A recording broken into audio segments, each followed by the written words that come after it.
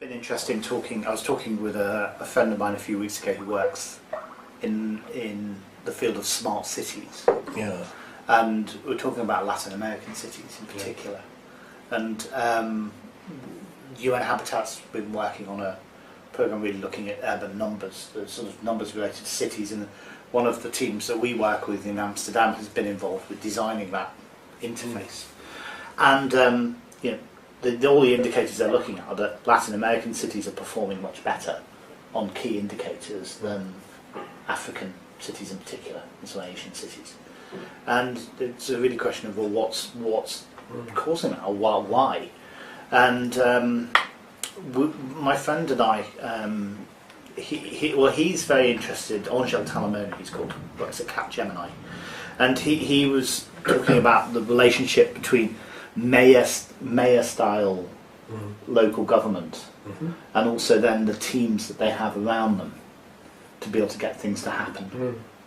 And when you're dealing with a sort of mayor, usually you've got a limited period of time in which to achieve progress.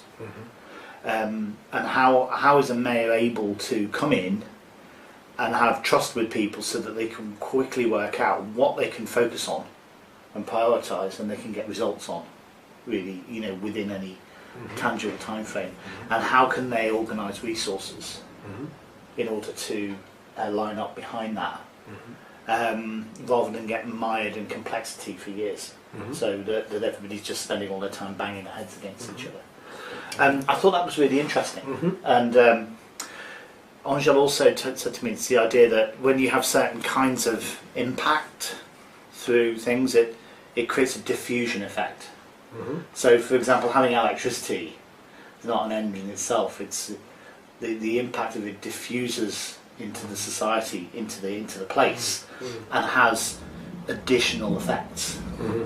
And it's sort of you know, having the ability to understand which interventions you can make, which then have this diffusion effect that leads to everything else becoming much better. Yeah. Around the mayor, you can have relationships and also authority and power. And so it's about leadership, it's about authority, it's about ability to organise resource. Right. And which aspects of that are going to be centralised versus which aspects of improvements are going to be decentralised. Which aspects are going to not be questioned, are just going to be an ongoing thing, versus where do new initiatives happen as well. And I think it's quite interesting. It's a key thing. I mean, just going back to hybrid again, you know, I see that there has to be different forms of governments within a society and a government. So, I mean, this is well known, but it's not often well practiced. You know, because we're very centralised in the UK, and increasingly so. And the other thing is that you need when to move from kind of network organising or circle organising, where we're all sitting in a circle together with everyone with an equal say, to hierarchical organising to get things done and using authority and hierarchy. Or indeed having lots of small circles where everybody has an equal say in those small circles, but everybody else has decided that that small circle is going to solve that problem. Yeah, or we have a team just dealing with that. Exactly, this is what we were talking about earlier today. So, in the context of our work. So how you organise will vary, of course, to the circumstances. So what we need is a mixed, hybrid and flexible leadership and governments, and a mixed economy as well, I was going to say, which is because we need to have, in this country, more social enterprises, and they're increasing at 20% a year, 20% of the market now, something like that, and community ownership. But in other areas we need quite large-scale capital investment. So you're going to have a mixed sort of economy there too. Yeah, and this myth that everything, I mean, the large-scale capital investments is really important. I mean, you know, we didn't tackle the big stink in London without major capital investment and a real focus of priorities. I think one of the difficulties sometimes, I mean, we're right in the middle of the Scottish referendum right now, which is a pretty profound thing going on right now. But that's about control and about who has a say in what, and how a central government is, you know, needs to recognise that people want more say But then again, the people who want more say aren't quite sure how much. Once you have all that control, well, what do you do with it? Yeah. And actually, it's really nice. I love the best sort of society to live in is one where things are really well run by other people, so you don't have to worry about it.